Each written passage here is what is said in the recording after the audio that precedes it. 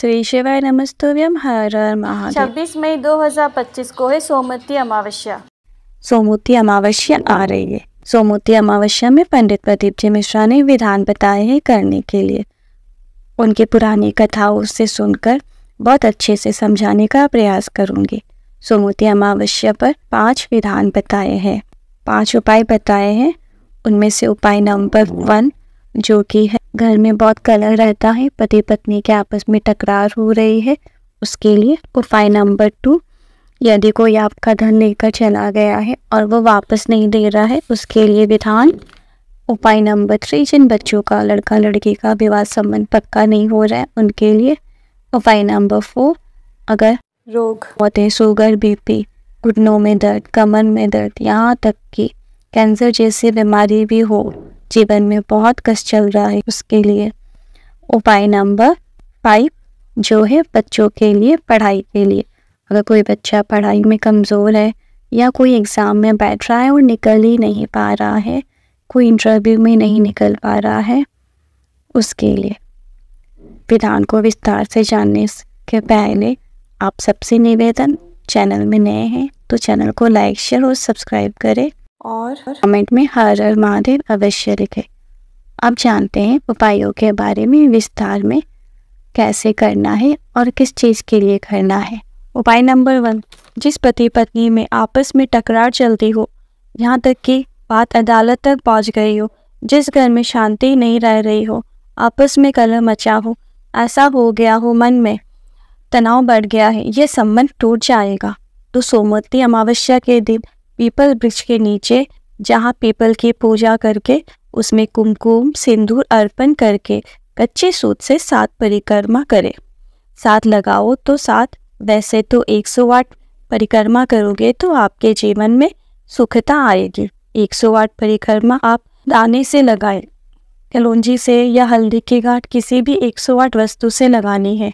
जैसे आप परिक्रमा लगाओगे, एक परिक्रमा होने पर यदि आपने हल्दी की गांठ से लगा रहे हो तो एक परिक्रमा होने पर आपको एक हल्दी की गांठ चढ़ा देनी है। ऐसे ही आपको 108 परिक्रमा के साथ 108 हल्दी की गांठ चढ़ानी है, या जो भी वस्तु आप 108 लोगे सामग्री वो चढ़ानी है। ऐसे ही इतना ज़रूर कहूँगी, आपके घर में अशांति नहीं हो सकती, परिवार में प्रेम ज़रूर बढ़ेगा।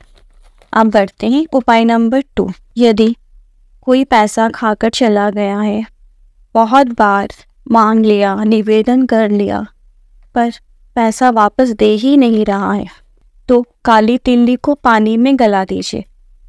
पानी में गला दीजिए, उसको सुबह सोमवती अमावस्या के दिन सुबह पीस लीजिए। पीस कर एक कटोरी में उसमें पीला चंदन मिला ले। जो आपने काली तिल्ली पीसी है उसको किसी कटोरी में डाल दीजिए और उस पर फिर थोड़ा सा पीला चंदन मिलाकर उपटन तैयार कर ले।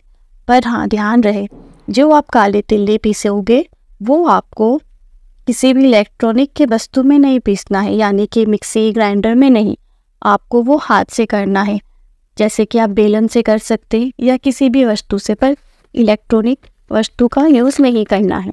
जो आपने काली तिल्ली पीसी है उसमें जो आपने पीला चंदन मिलाया है, अभी उपटन तैयार हो गया है।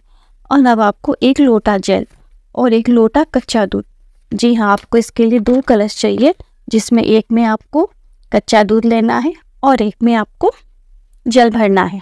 और 5 या 7 बेलपत्तर, आप इसमें 5 बेलपत्तर भी ले सकते हैं या 7 यानी कि 7 बेलपत्तर भी ले सकते हैं। अब आपको शिवालय जाना है, शिव मंदिर जाना है। सबसे पहले आपने जो उपटन बनाया है काली तिल्ली और पीले चंदन का, वो आपको शिवलिंग पर लेपन करना है। केवल शिवलिंग पर ही नहीं, संपूर्ण जलाधारी पर आपको उसका लेपन करना है, यानी कि गणेश जी, कार्तिकेय, सुख सुंदरी माता पार्वती और शिवलिंग पर, संपूर्ण पर आपको उसका लेपन करना है। इसके बाद आप जो 5 या 7 बेलपत्तर लेकर गए हो, वो आपको कामना करके, आपका जो धन पैसा चला गया है उसकी कामना करके आपको शिवलिंग पर चढ़ा देनी है। चढ़ाने के बाद जो अब आप 1 लोटा जल और 1 लोटा कच्चा दूध लेकर गए हो, वो आपको शिवलिंग पर समर्पित करना है। आपको एक साथ दोनों चढ़ानी है, एक कलश में जल रहेगा और एक कलश में दूध। दूध और जल को मिलाना नहीं है, दोनों को अलग अलग ही चढ़ाना है, पर एक साथ एक हाथ में आप जल ले लो और एक हाथ में दूध, दोनों को एक साथ धार की तरह चढ़ाए। जैसे हम अभिषेक करते हैं वैसे ही आपको चढ़ाना है।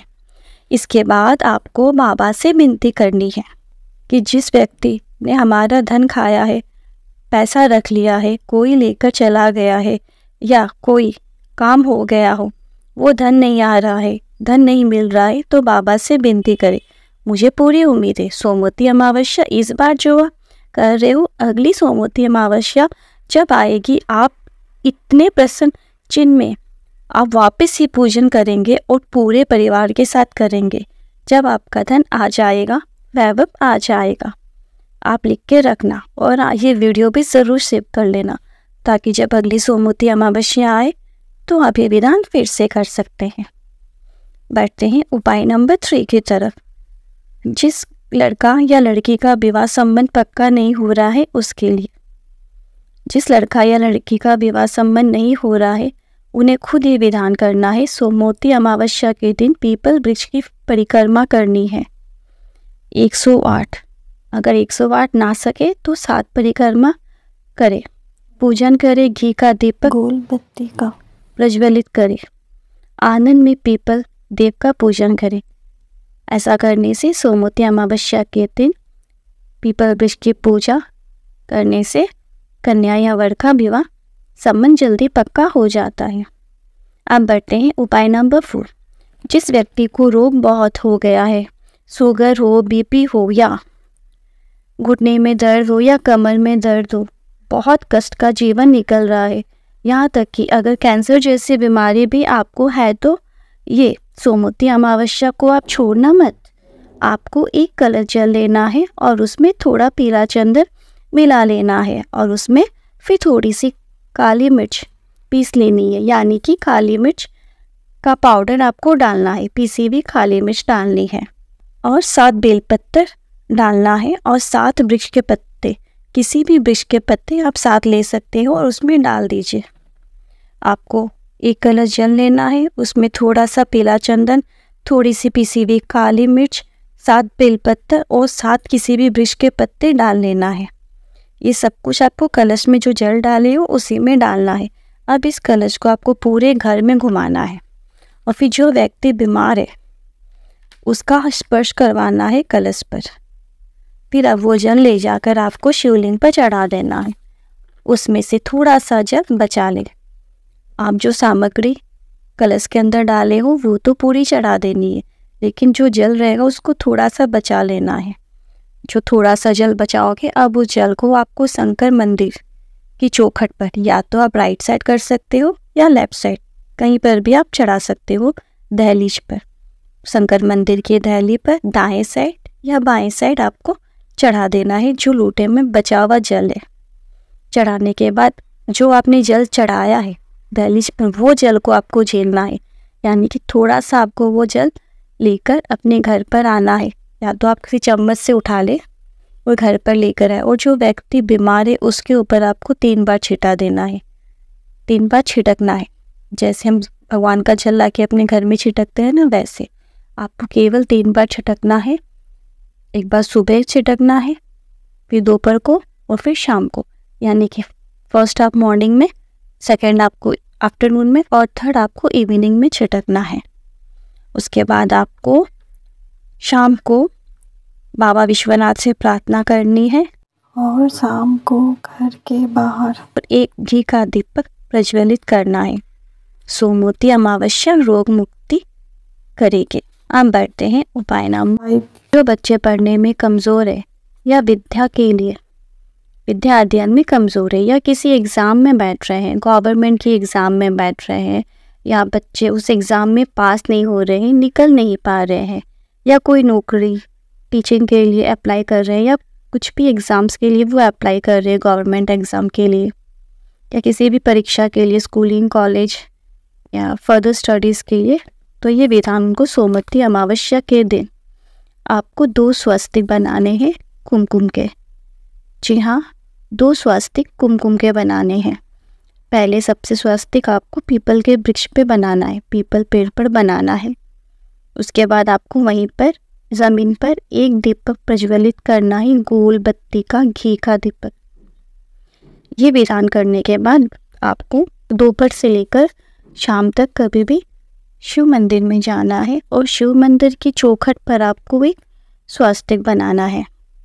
स्वास्तिक आप राइट साइड भी बना सकते हैं या लेफ्ट साइड में, दहलीज के चौखट के दायां साइड या बायां साइड, जो आपको कंफर्टेबल लगे वहाँ पर बना दे।